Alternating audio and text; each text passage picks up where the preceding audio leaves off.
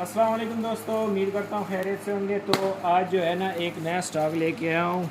देखें क्या बात है, बिल्कुल ट्वड्डी न्यू। माल है ट्वड्डी। हाँ जी, ये चेक ओ करें, माय गॉड। ये मैं निकालूँ इससे।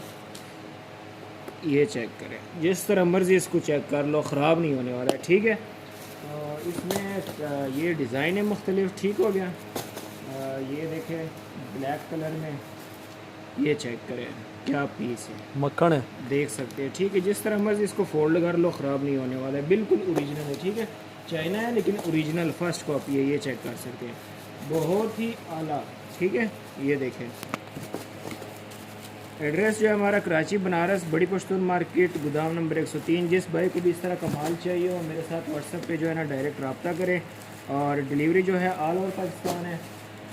और ये जो है टोटल 48 पीस का कार्टन है, ये पूरा आपको बाय करना होगा। 1-2 पीस वाले हज़ार जो है बिल्कुल रब्ता ना करें, 1-2 पीस का काम नहीं है हमारा, 1-2 पीस नहीं देते हम। ठीक हो गया।